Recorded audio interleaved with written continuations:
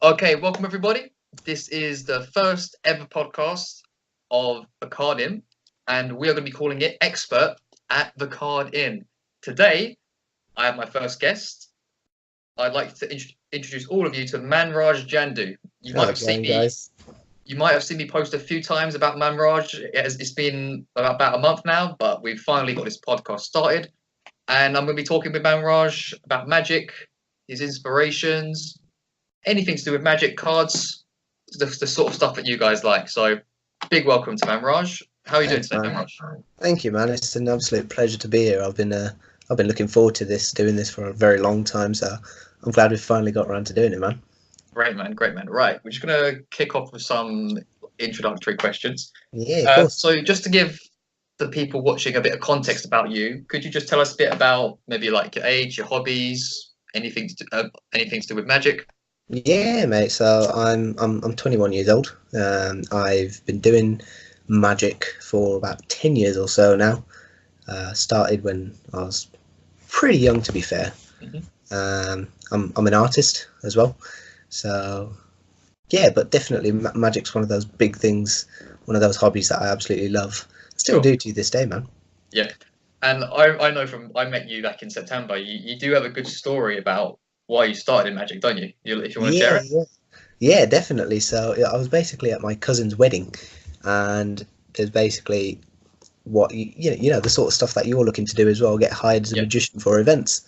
Yeah. So there was a magician at this event, and he was performing for everyone. And I remember my dad, he goes, come here, have a look at this guy. He's absolutely amazing.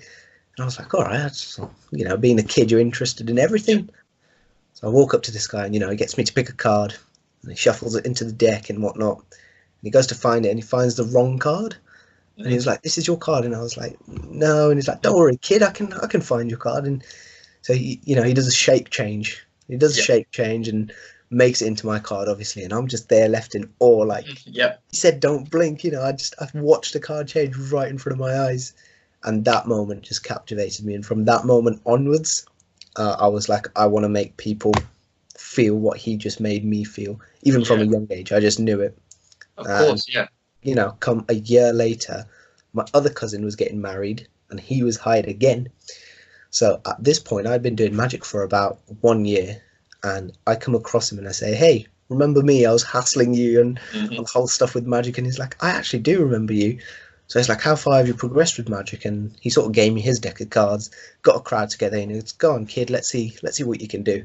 And I went, "All right." So my showmanship obviously wasn't the best. I was just a bit of pressure at that age as well to sort of. Exactly, that's it. So I was still quite young, and he got a fairly big crowd together, and he goes, "Here you go, let's perform it." So I think I performed Triumph at that point, because it was one of the newest tricks I had learned, and I was excited. I was like, "No, I'll go all out. Let's give it a go." So I ended up performing Triumph, and he went, "You know what? Fair play to you. The fact that your sleights are pretty clean like that after a whole year." So after that, he became sort of like a mentor to me for the first couple of years, and that just boosted me, man. So that's basically how I got into magic. Yeah, it's a good story. Like, it's them early inspirations are so important. Like for myself, obviously, with magic, you I guess older generations, they either saw someone perform, they got into a book. Someone like myself, I actually started out like on YouTube. Discovering like Chris Ramsey and Assad 52 cards. Yeah. And I just, with the whole Chris Ramsey thing, I just saw magic in this really cool way, because magic sometimes has that cliche of like, pull a rabbit out of a hat, that's it. Yeah, exactly. You know what I mean? So like I'd never had any sort of magic background as a child. Yes. And then I saw Chris Ramsey and I thought, wow, this is actually like really cool. It's something I didn't think magic was like this. No, it makes magic is different everywhere. Yes. But yeah, man, it's definitely them early inspirations they're really influential. They really are, yes, 100%. So what have you sort of been doing in more of the recent years in terms of magic? So in terms of magic itself, I haven't actually learned any new material in the recent years. I'd probably say within, give or take, 2 to 3 years, I've not learned any new material. But watching a lot of videos, Penn and Teller Fool Us and stuff on YouTube, you sort of watch these people doing it, and having the knowledge I do of magic now, you can sort of figure tricks out. Yeah. but I haven't really spent more time learning new material as I have trying to brush up on my showmanship skills. Okay. The reason for that is basically it's easy to get obviously not easy to get sleights down, but once you got your sleights down, it's easy to perform them. Every single time you're doing it, you can do it flawlessly. The hard bit is interacting with people, because every person you meet is different.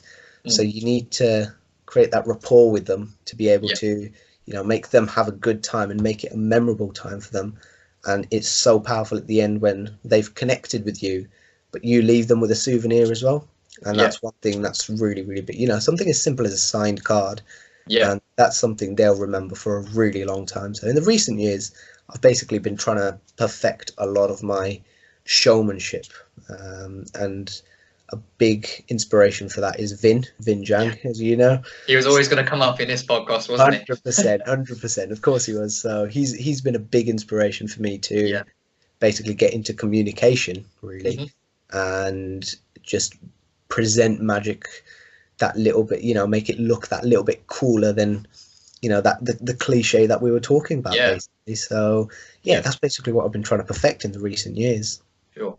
Yeah. So anyone who is watching and doesn't know of a magician called Vin, Assad from 52 Cards, he actually sort of partnered with Vin, and Vin did a few tutorials on his channel, and he actually released a TED talk. It was like an independently, like a TED talk, TEDx, something like that. And Vin Jiang, so VINH space GIANG, if you want to type him on YouTube, he did this like really great TED talk. I think it was, he spoke about sight, sync, and sound. I think those were the three key things. And that's a talk. Yeah, was that the right one? Yeah, that's correct. Yeah. That's a TED talk. And I remember watching it. It was probably the most engaged I've ever been in a talk ever, because I've watched quite a few TED talks, and I watched the Vin one, and I was just like captivated, and it was so funny as well, And so he's a magician, but he's actually a communication skills expert. So anyone watching this, go onto YouTube and type in Vin, and you're really going to learn something from him. And just going back to what you've been saying, Manraj, about the showmanship, it's really important, because I think you get quite a few magicians, the expert magicians, they say, you don't need to learn 100 tricks. If you can learn 3 tricks really well, and then really put across some strong magic, which is not just the magic, it's the performance, it's the interaction. Like it's just such an important thing. And for someone like myself, who've only really been in magic for about a year and a half, those are like the key messages. Because when I was starting out, I was learning tricks. Yes. And it's like, I'm trying to do what you're doing now, is not learning more and more tricks, but using the showmanship, the presentation skills to sort of make the previous ones better. And I think that's like a really important thing, like for anyone who's trying to improve, Yeah, definitely. I mean, that for me, I was exactly the same. Within the first year, 2 years, 3 years, all I wanted to know is just the secrets to magic. Just how is that done? Because I want to go and perform it. And I remember there was this one time, I can't remember what trick it was, but there was a really tricky sleight in it, and it involved controlling like the spectator's card. And I went to do it, and I finally nailed it, and I was like, it's a hard trick, and obviously the level of difficulty has no correlation with the reaction of the spectator.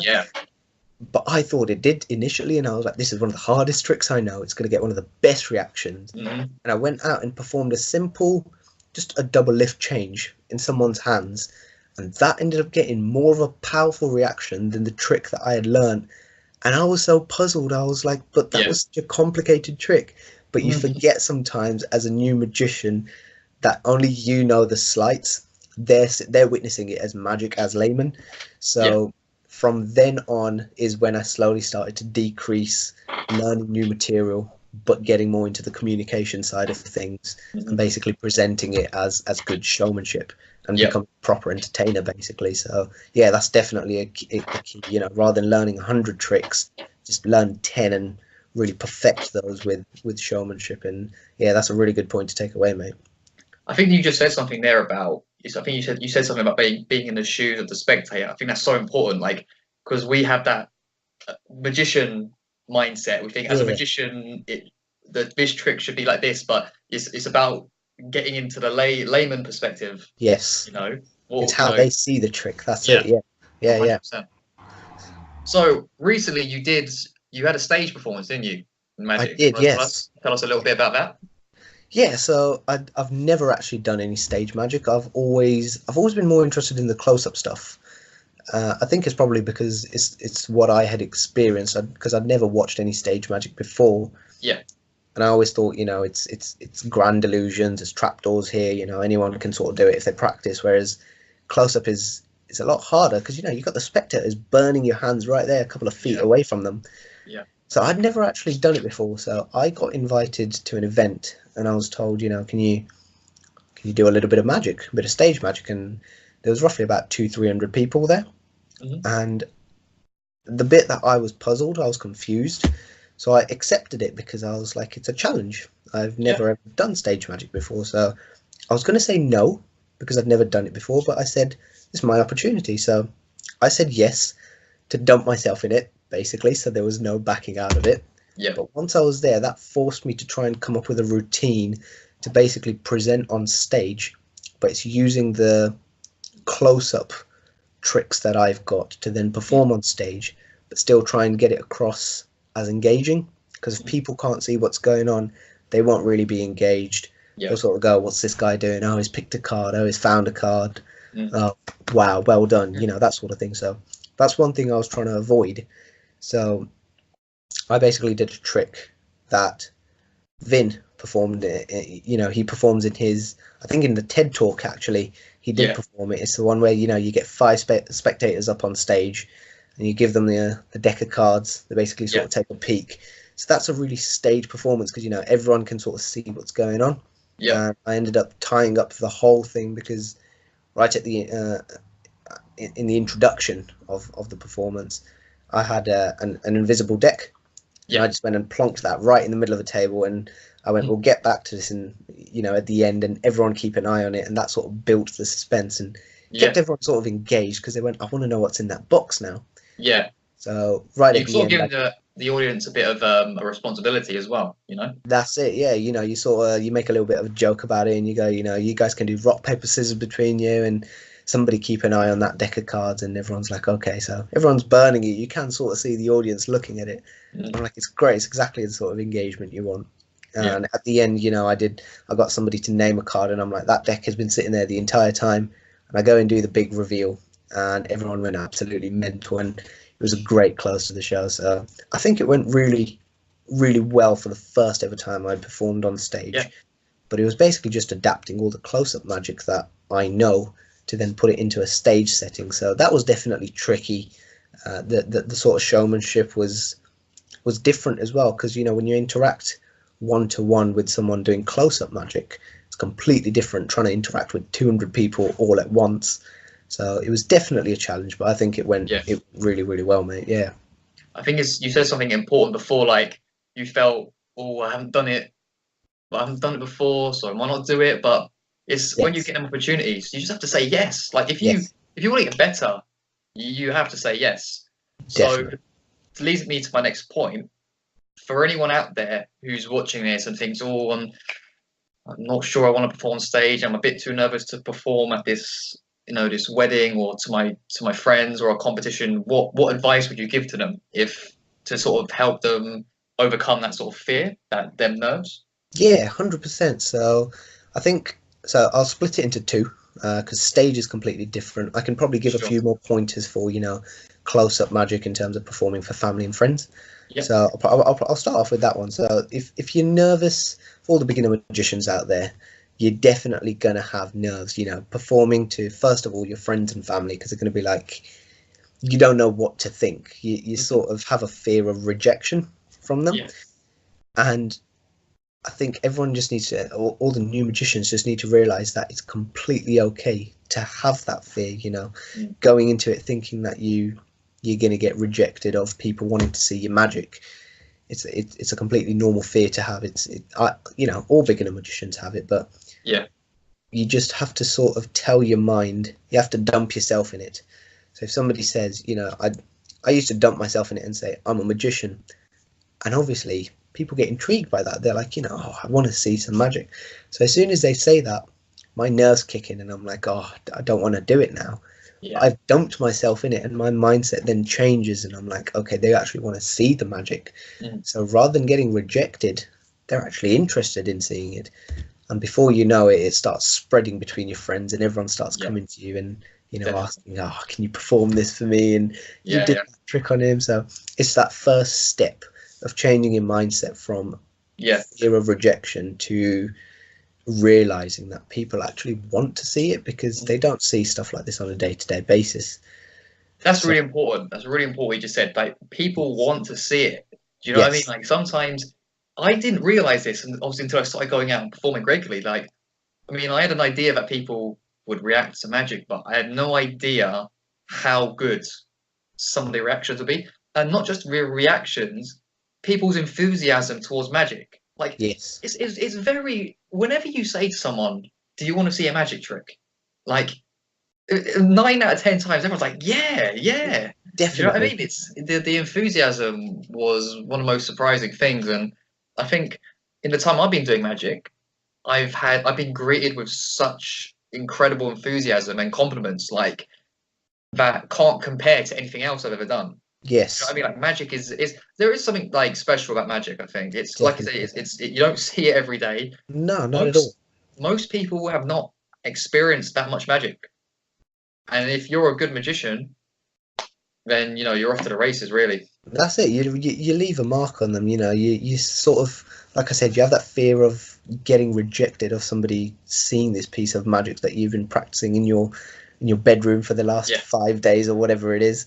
Yeah. Yeah. But once you actually, you know, like you said, the only nine times out of 10 people will say yes, and the only reason they'll say no is if, you know, they're busy or something like that. So that's probably one tip that I'd give, is obviously don't try and perform magic to somebody who looks like they're in a hurry or they're Yep. trying to run away or something, because they're definitely going to say no, and Yeah. that'll probably knock your confidence. But, you know, in a setting, say like a party environment or something like that, Yeah. definitely always have a deck of cards on you.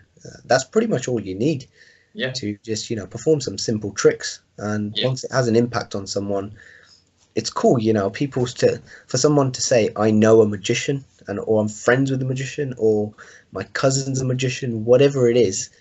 It's a cool thing to have, and word of mouth spreads pretty quickly, and people That's, then start coming to you yeah. to perform to them. So no, definitely an important point, that people do want to see magic. They think it's cool. So for Definitely. anyone out there, you know, beginner magician and stuff, just know that allow yourself to have that fear. Don't say, why do I have this fear? You will have it. You just need to get over the nerves and change into that mindset of, people actually do want to see magic, because I'm talking from 10 years worth of experience, Yeah. that every time you ask someone if they want to see magic, like you said, most times they will always say yes. Definitely. I think people, you know, you get more extroverted people, you get more introverted people, but I think you need to look at it like, don't look at what could go wrong. You got to look at it, what could go right. Yes, Like, 100%. best case scenario, worst case scenario. Worst case, like I've messed up tricks in front of people. It's, you know, it could be a bit awkward, but I mean, it's just the chances. If you're at a stage where you're performing to people anyway, you're probably not going to make a mistake. I think, you Yeah, know, there's always ways around mistakes. If you're performing to your friends, obviously it doesn't matter as much. You know, you might perform it to someone else. You can always redeem yourself. You know, like, you know, the pro magicians, they make mistakes, and I think like for people who are a bit more shy, because I'm quite introverted myself, I think sometimes if you just hold a deck of cards in your hand and you don't do anything, just hold a deck of cards in your hand, and you're spreading some cards in your hand. Someone's gonna come over to you at some point and be like, "Are you a magician?" what are you doing?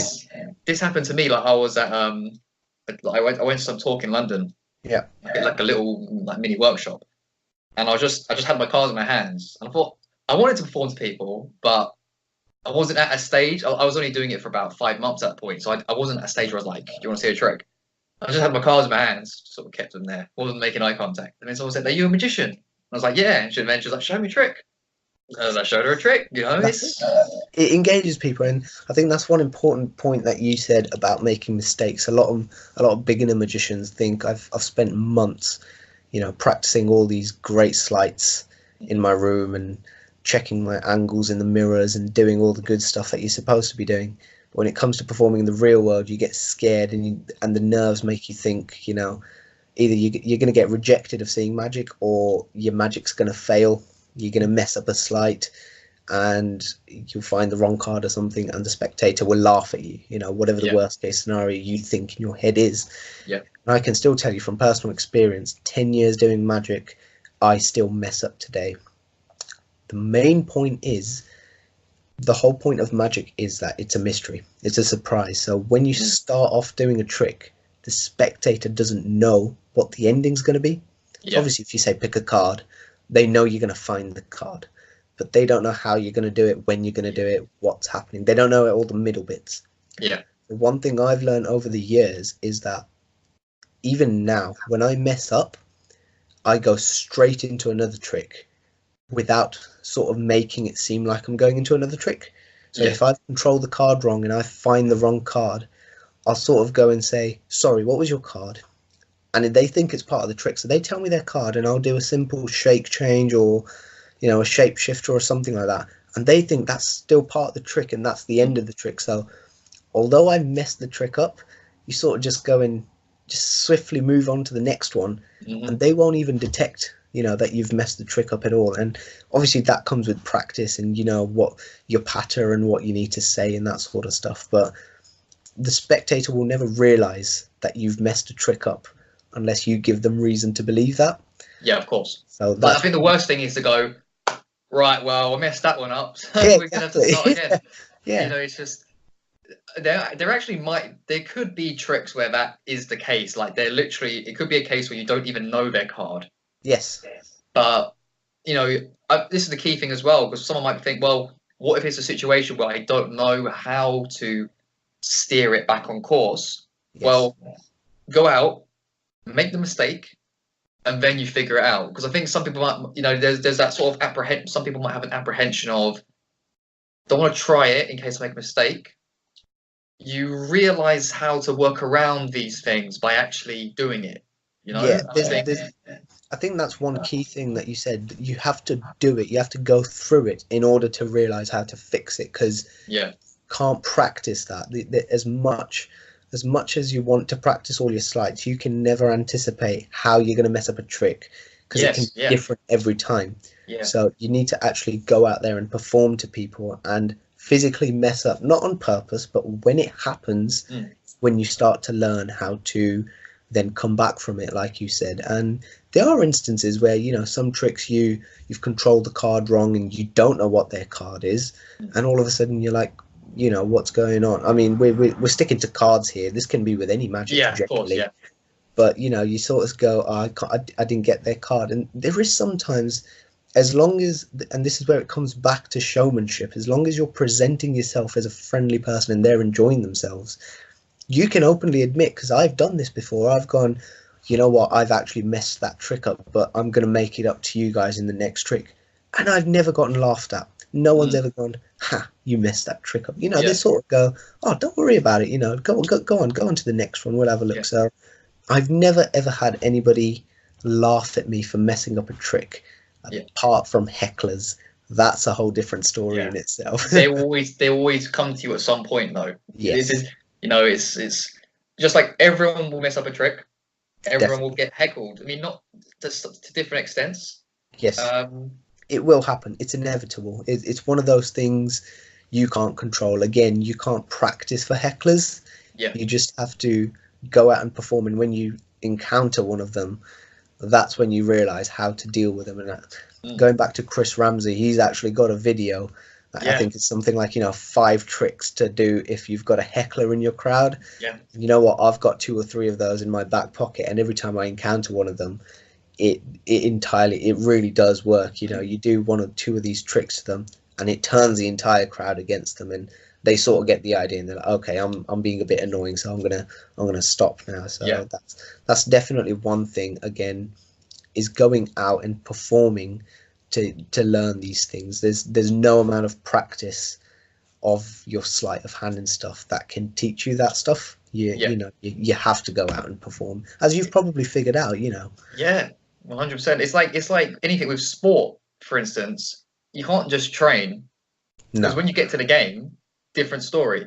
Yes. Or, you know, if you're some sort of artist, you're going to be practicing, you might be practicing the piano or Yes. a guitar, but when you have to perform on a stage or to a crowd, just different. It's just entirely different. So it's all about going out there and doing it. And obviously, hecklers aside, people want you to blow them away. People want you to succeed in Yes. the magic trick. This is, Yeah. this is another thing. I think it's Chris Ramsey again. Like Chris Ramsey, or maybe it was Alex Pandreas, one of those two. They said, he said you're actually doing the audience a favor at the end of the day. You are. You are. You are providing entertainment at the end of the day. It's, obviously, there's no magic without the audience, but at the same No. time, you are providing something. So Yeah, they are on your side, I think, at the end of the day, 100%. They do. They want to watch you succeed, as you said, which is a key point. And because they probably don't see this on a day-to-day basis, and most people that you perform for, you say, have you ever seen close-up magic before? And that's usually what I open with, get to know your audience a little bit. I'll do a couple of opener tricks and I'll say, have you ever seen any close-up magic? And about 50% of the time, people say no, they've never ever seen close-up magic before. So the fact that you're performing for them there and then in that moment is already magical for them. They've never seen a real life wizard from Hogwarts come and perform for them. You know what I mean? So they're already astounded by that. So even if you do fail, they'll think nothing of it. They'll just sort of brush it off, and you can move on to the next one. And as you go through that more and more, it'll hit you less harder. So when you mess up, you'll go, okay, I messed up. I'll sort of move on to the next one swiftly. So again, it's just that practice. So the practice of the sleights, of the tricks, of the magic, in your own time. But then the practice of also going out and performing to strangers, friends, family, that sort of thing. That's a different level of practice, because you can't practice nerves without actually putting yourself in that situation. And I think that's the thing that's missing from when you're practicing your sleights on your own, is that element of nerves. There are no nerves, because if you mess up in your room, you just, if you drop the cards or something, you sort of pick them back up again and you try again. So it's definitely that nerves that you need to practice on and train yourself on. And as you do it more and more, you get used to it for sure, 100%. I think as well, I'm going to talk about something else. The randomness and like the unpredictability of being in some sort of event. Like one of the last times I was under a slight bit of pressure. That's it. Pressure is important. Like I think it's really important for people to put themselves under pressure when they're doing magic, because if you can do successful magic when you're feeling a bit nervous, when you've got person to both your sides, and maybe someone sort of standing around you, or someone like intimidating, and you can still pull it off. When you perform in a less nerve-wracking event, you're just going to be so chilled out. Definitely. Like I think one of the last times I was performing, me and my friends went to like this really small bar. Like everyone's got sort of like cramped in, and I was doing magic to my friends. But then, like the bartender came around, and he was just the angle he was at, and because he was standing up and we were really low. Like this never happens when you're performing to your mum and dad, because if you're at home, you go, "Mum, sit there," you sit there, and you I'm put going them to show in you the trick. perfect positions. All your angles are covered, and like you're saying, that's something you can't plan for at all. Yeah. So when you're out there, you have to adapt. When you're out there, you can say, "Oh well, sir, if you'd like to come around here," but a lot of the time, you have to adapt to what's going on. And if you can adapt to what's going on around you, when you actually have the time to set out yourself, it's going to be a piece of cake. 100%. 100%. So in terms of the future, what do you think the future holds for you in terms of magic, or cardistry, playing cards, anything to do with magic, really? Generally with magic, yeah. So for me, the future, I've never ever really thought about getting into performing. And when I mean performing, I mean that's in terms of being hired for events and stuff. I've always just done magic because like yourself, you say you're an introvert. I was definitely an introvert. I found it really difficult to speak to people. So nowadays I can speak to any stranger. Magic has given me that sort of confidence that I can speak to anyone without ever having to even perform magic. But once you get into that conversation, if magic ever comes up, it just makes that relationship between myself and the person I'm speaking to just even better. I So agree. that's one thing that's, you know, really boosted me up, is my own confidence. And from that, I think what stemmed is that I'd like to start going more into, you know, being hired for events and performing. And I've only recently, probably about a year ago, said, you know, I'm going to try and commit to try and get myself out there and get some corporate gigs and that sort of stuff. So for myself, that's a really big learning curve that's going to come.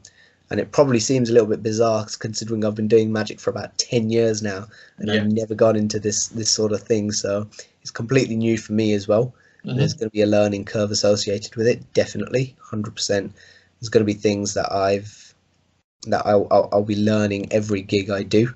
So I've already done a couple of gigs, but nowhere near enough to get the experience I need to do it on a professional basis. So I think in the near future and long term as well, I think for me it's basically trying to get more into performing and getting regular gigs, whether that's corporate events or wedding receptions, birthday Sure. parties, whatever it is.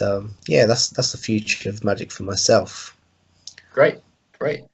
And I'm going to say, maybe it's the last question.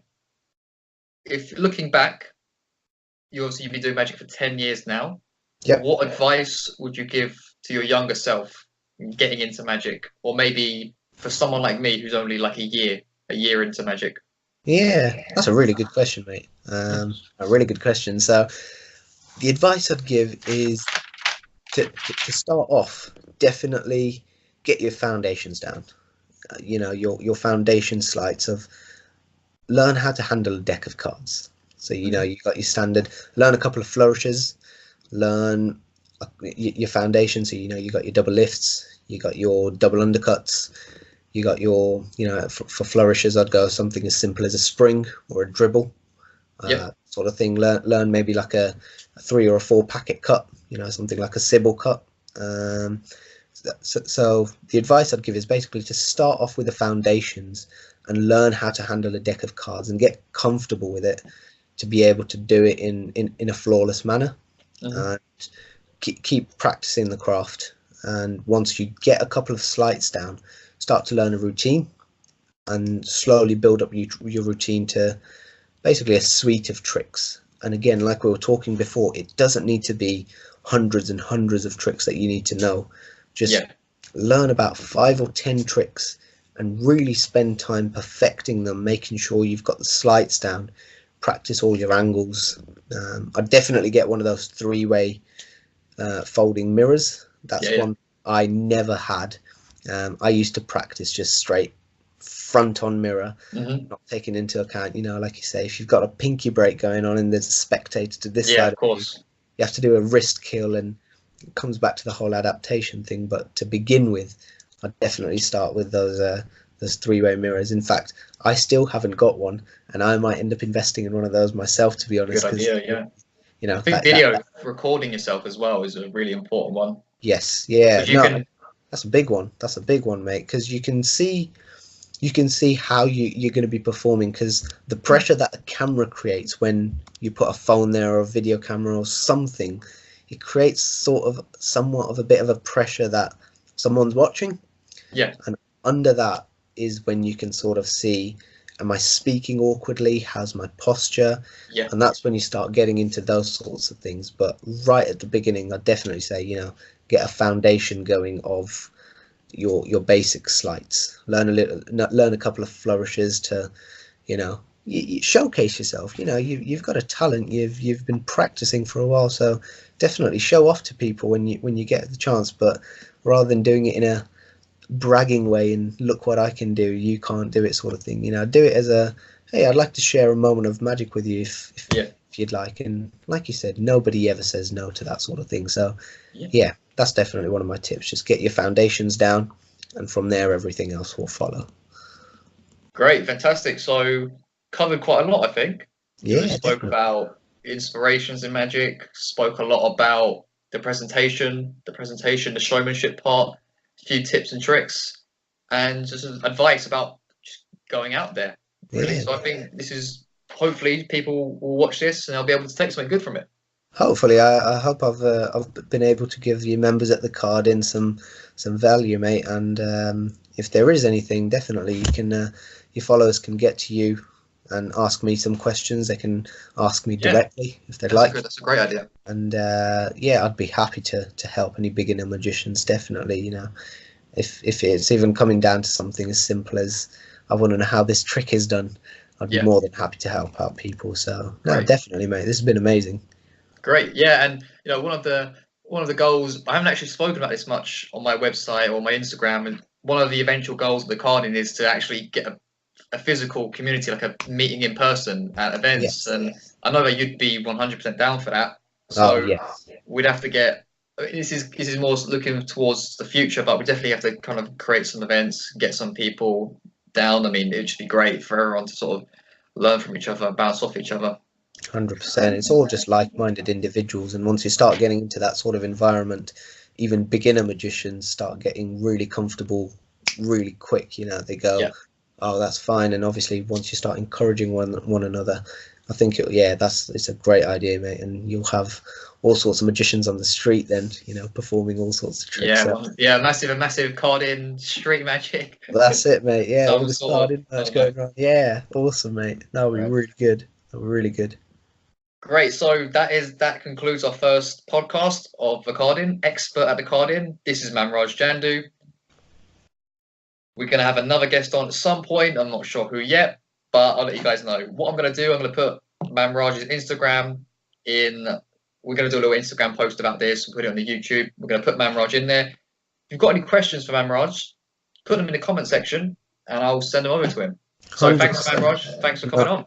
Not a problem at all, man. Like you said, you know, thanks for mentioning me. But you know, if people want to ask me questions directly as well, you know, just message me on Instagram or whatever it is. I'd be more than happy to help anyone. So no, this has been amazing, mate. I've been really looking forward to it, and I've enjoyed this, bud. Great, fantastic.